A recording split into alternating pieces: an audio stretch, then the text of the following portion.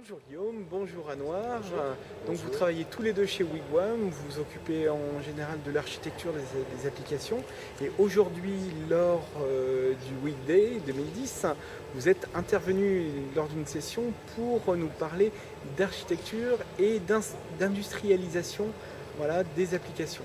Alors est-ce que vous pouvez nous en dire un petit peu plus? Qu'est-ce que vous avez tenté d'expliquer en fait aux participants? Allez-y, c'est à vous.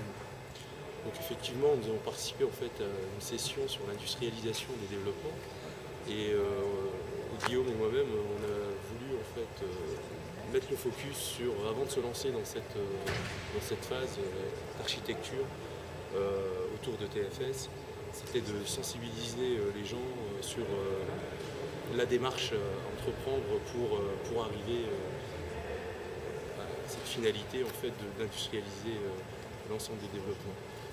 Donc effectivement, on a balayé l'ensemble des points et des aspects. C'est l'approche qu'on a un peu déterminée au fur et à mesure de nos missions, des différents clients qu'on pouvait croiser, des types de clients. Donc basé sur l'usage et les retours d'expérience. Voilà, là on est vraiment sur la démarche qui se situe au niveau d'une DSI. Et donc globalement, on balayait un petit peu les aspects qu'il fallait considérer dans une industrialisation. C'est pas que de l'outillage, loin de là. Et ça commence avant tout par de l'organisationnel, définir les rôles, etc.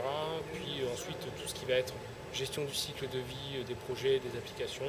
Et enfin, la dernière étape consiste à outiller et à créer une usine logicielle derrière.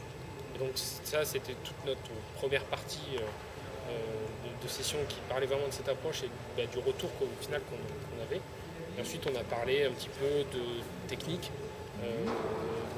On a fait un petit focus sur tout ce qui est toutes les nouveautés, quelques nouveautés de TFS 2010, parce qu'il y en a quand même énormément. Et puis ensuite, on a fait une preuve par l'exemple de comment mettre en place une usine logicielle. On est parti d'un exemple très simple, mais très rapide à mettre en place. Et ensuite, on a montré un cas concret de mise en place d'usine logicielle avec un de nos clients qui est Red 4, et avec qui on mène une démarche d'industrialisation.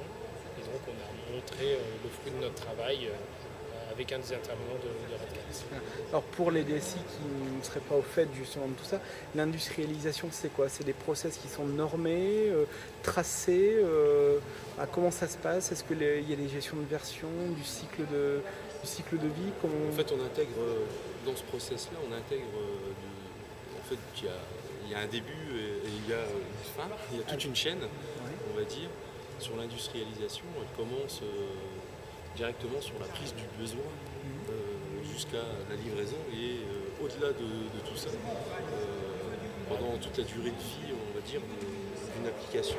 Et derrière, toute cette chaîne. Y compris sa maintenance, tout ce qui est supervision pendant les cycles de production, etc. Donc c'est pas que de la gestion de projet, loin de là. Il y a plein d'aspects qui entrent en jeu, que ce soit donc des méthodes de travail, des méthodes de projet, mais aussi du suivi de l'établissement d'indicateurs, du reporting.